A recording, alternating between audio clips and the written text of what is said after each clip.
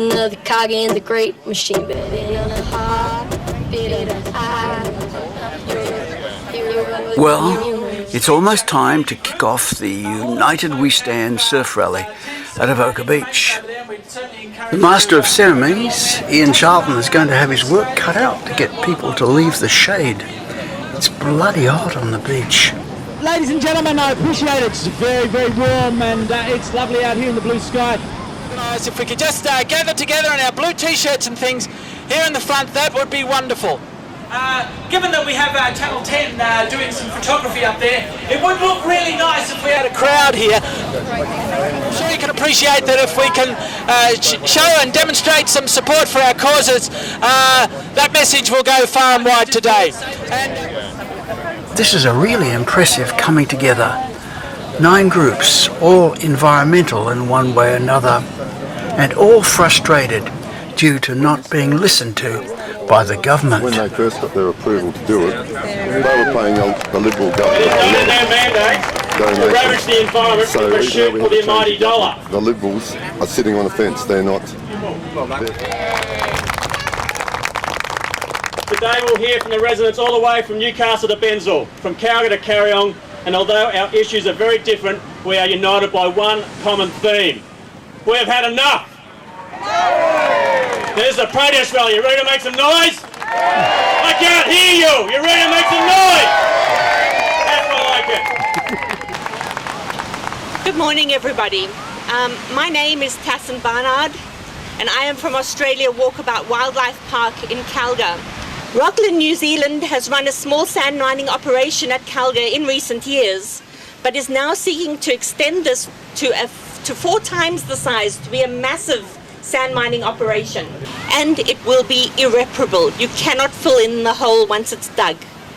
And in digging and blasting this great big hole, they will fill our breathing air with a sand dust called crystalline silica, which is as dangerous as asbestos. And they will almost certainly make it impossible for our team at Walkabout Park to continue the conservation and education work that we do. She's just getting shy. For the kids, the best part of this demo is the python from the wildlife park. And there's a koala around too somewhere, I'm told. And the problem is when they mine sand, they don't just sweep up sand like on the beach. They actually dig in and take out the sandstone rock. And the sandstone rock is our water store for this area, even down here as far as Avoca. It's like a sponge, huh? It's the sponge, and they're going to dig 1.4 million tonne of rock out per year for 30 years. So they'll basically annihilate the aquifer. Is it right to let one New Zealand company maximise their profits at the risk of this loss? Our next speaker is Jake Cassar. He's going to talk about the sacred Carryong bushland site. I've been involved in a battle to protect 79.5 hectares of land at Bambara Road, Carryong, for about 2 years now. Not only have I not been offered advice and guidance by some of the local powers that be, I've certainly had a lot of support from Pete Freewater and Terry Latella, but I've been threatened with legal action and defamed by the very organisations and individuals whose job it is to protect our cultural heritage and flora and fauna. Not only will I not tone it down, I will get louder and stronger, and I'll make it my life's work to inspire future generations, our youth, to become custodians rather than consumers. Thank you. Very good. We've got Peter Freewater. Is Peter available at the moment? Peter's one of our Greens councillor on the Gosford City Council. What a bunch of ratbags we have in government, and I'm talking about all tiers of government. Unbelievable. The rig, Ocean Patriot, is already in place and drilling's going to commence within a couple of weeks. Unbelievable. Should they determine that it's viable, there's going to be potentially dozens more of these rigs. They're going to come and they're going to be drilling up and down our entire coast. 850 serious incidents a year. It's chilling to consider how these serious incidents are going to be contained given the extreme weather conditions that we've got in the East Coast region. Now next is Michelle Meares from the No Ship Action Group. Big round of applause for Michelle. Now back in January, a yellow buoy was placed in our bay, right in the middle out there. And that was really the first knowledge many people here in Avoca had of this plan to scuttle a 4,000 tonne warship at our beach here. Controversially, as you've heard, that buoy's disappeared. Well, we want it back because that shows how close this ship is going to be to the beach here and what risk it's going to place our beach and our community at. The koala has appeared and she's heading up the beach for a cooling shower. If you want to cover it up. I follow, fascinated. In the shade over here. We were told by the Minister for Planning, Tony Kelly, that this ship had no lead paint on it. We were told by local groups supporting this scuttling there was no lead paint. Goodness me, look at the koala houses. Well, they were wrong. It is outrageous that our community has had to raise $70,000 to find out the truth. Walkabout Wildlife Park. We've got a stall just over there.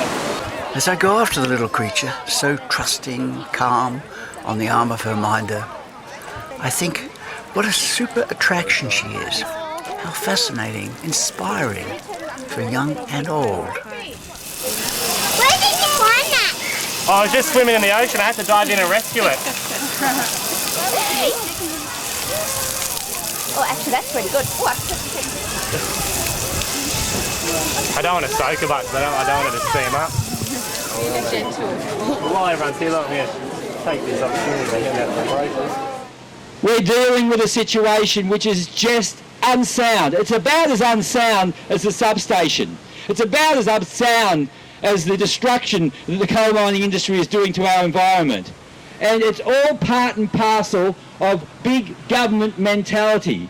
And it is difficult because the government has got the ear of big business on the one side and a quick fix, something glossy, you know, who's going to push the button, as Michelle said before. That's what they're interested in because they're desperate to get a win. Well, you can't get a win unless you deliver substance. And they fail to do that. And I say to the next government coming in, deliver substance to the community, stop the spin and you might get some acknowledgement. But you're going to have the Greens on your case all the time from now on, and we're growing just like the community's becoming more aware, and we're not going to go away. The issues that you're seeking to address would not have arisen had the planning laws in this state been consultative and had they been transparent.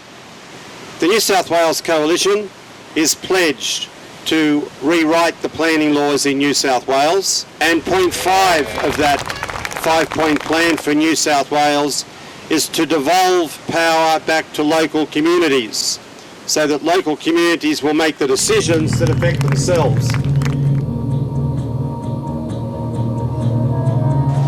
We are also pledged and have long campaigned for outlawing political donations. We do not believe that you have an effective democracy where some people are going to have more influence than others simply because of their donation capacity.